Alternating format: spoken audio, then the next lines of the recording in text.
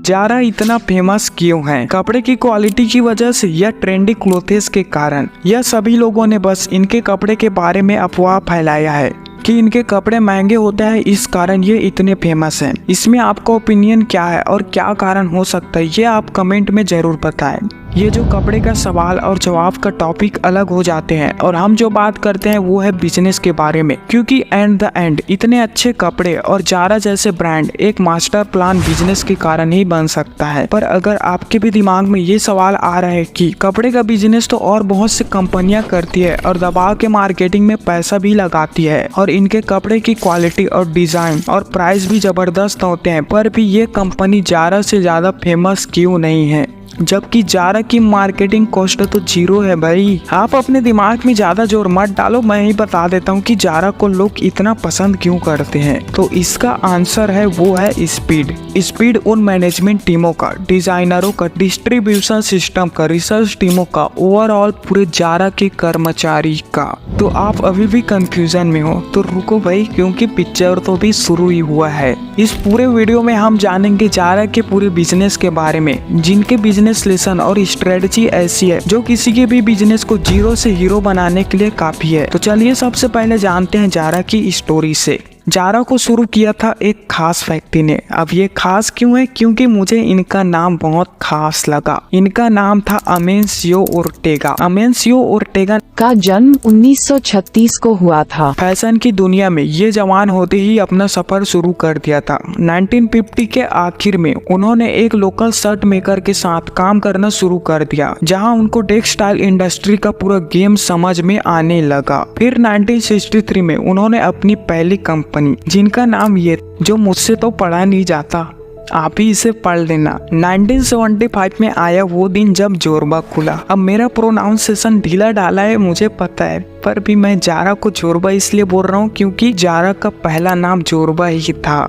जो कि बाद में जाकर जारा नाम से जानने लगा। इनके ट्रेंडी और पॉकेट फ्रेंडली कपड़े ने स्पेन में खूब सफलता दिलाई। स्पेन के सभी बड़े बड़े शहरों में जारा स्टोर खुलने लगा। 1980 में जारा एक मशहूर फैशन ब्रांडों में से एक बन गया। 1990 के बाद जारा ने ग्लोबल एक्सपेंड करना शुरू किया और अलग अलग देशों के शहरों में जारा स्टोर खुलना शुरू हो गया।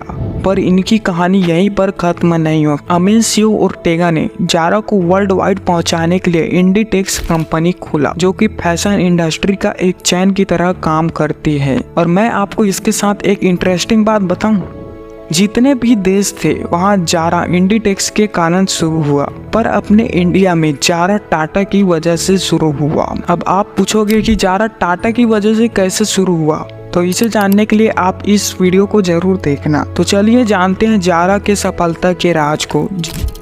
मान लीजिए आपने कपड़े से रिलेटेड बिजनेस शुरू किया है और आप चाहते हैं कि आपके कस्टमर को ट्रेंडी और फैशनेबल क्लोथ मिले, और इनके लिए आपको कुछ प्रोडक्शन स्टेजेस से गुजरना पड़ता है। ये स्टेज है डिजाइन बनाना, रॉ मटेरियल को लाना, कपड़े तैयार करना और उन्हें स्टोर या कस्टमर तक पहुंचाना। ट्रेडिशनल तरीके से करना चाहते हो जैसे कई कंपनियां करती है, फॉर एग्जांपल वो एक फ्रीलांसर डिजाइनर को हायर करती है, बना बनाया फैब्रिक्स और मटेरियल सप्लायर से खरीदता है और किसी दूसरे फैक्ट्री के साथ पार्टनरशिप करके कपड़े तैयार करते हैं। हाँ, ज्यादातर बिजनेस के पास इतना इन्वेस्टमेंट नहीं होता कि शुरुआत में सब कुछ कर ले। अगर कोई नए बिजनेस है तो इन सभी चीजों को करना भी नहीं चाहिए, कोई दूसरे से करा लेना चाहिए। पर इसका दो डिसएडवांटेज है। पहला, इससे तो आपको कॉस्ट ज्यादा लगेगा। दूसरा चीज, इसमें आपको टाइम भी ज्यादा लगेगा। पर जारा के केस में ऐसा होता है कि जारा ही सब कुछ करता है, तभी तो आप देखना बटन से लेकर पैकेजिंग तक सभी चीजों में जारा का ब्रांडिंग होता ही होता है। और इन्हीं सभी चीजों को खुद ही करना और कंट्रोल करना, इसी प्रोसेस को कहते हैं वर्टिकल इंटीग्रेशन।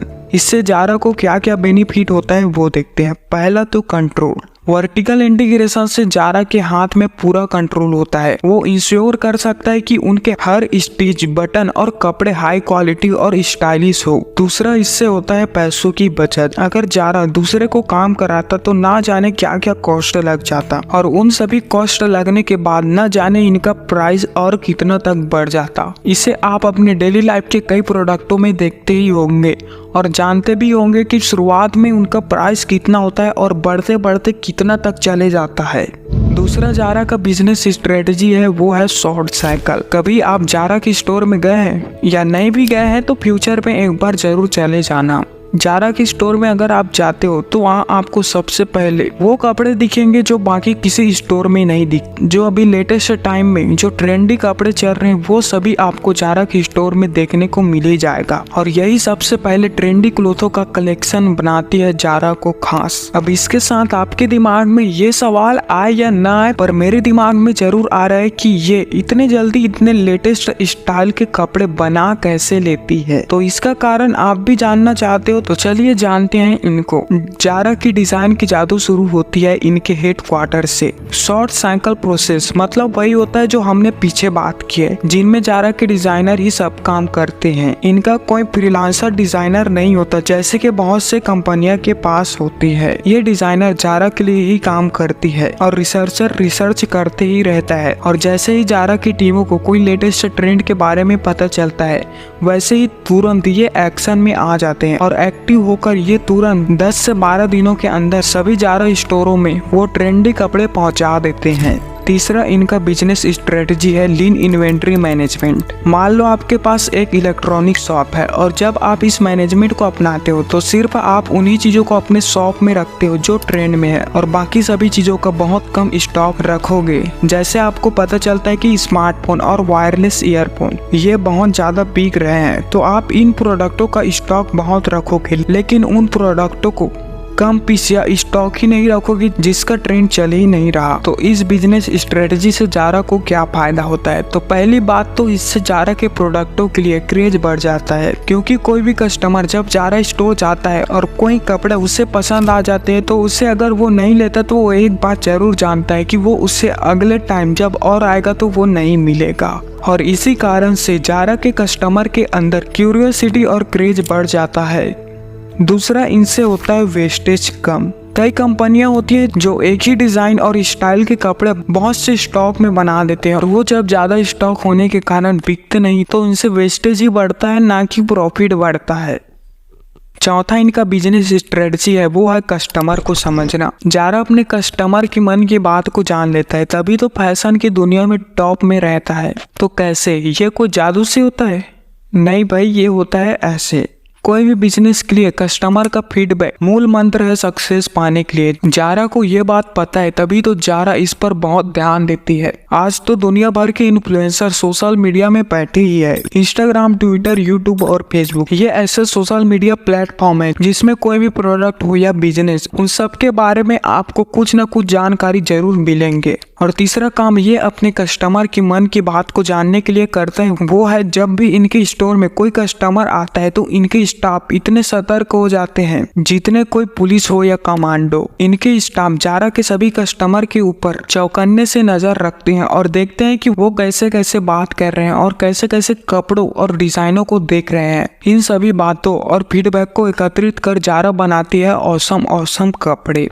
तो ये सभी कारण है जारा के स्पीड का। इनमें जारा को बहुत से चैलेंजेस का भी सामना करना पड़ता है, जैसे इनके लिए सबसे पहले एक अच्छे मैनेजमेंट टीम चाहिए, मेहनती एम्प्लॉय होना चाहिए, मशीनें अच्छे से वर्क करना चाहिए, इसके लिए इन्वेस्टमेंट भी ज़्यादा होना चाहिए और जितने भी बिजनेस से रिलेटेड लोग हैं उससे कनेक्शन भी ज़बरदस्त होना चाहिए। तो ये सब चैलेंजेस हैं जिनका सामना कर जारा आज टॉप फैशन ब्रांडों में से एक बना है। तो वीडियो कैसा लगा कमेंट में जरूर बताएं और लाइक और सब्सक्राइब वो आपकी इच्छा है, तो जो भी करना है वो कर देना। तो मिलते हैं किसी नेक्स्ट वीडियो में और हम इस वीडियो के बाद दूसरे वीडियो में मिलेंगे, तो मिलेंगे नए अंदाज और छोटे छोटे इम्प्रूवमेंट के साथ। तो यहाँ तक वीडियो देखने के लिए धन्यवाद। Stay healthy. जय हिंद।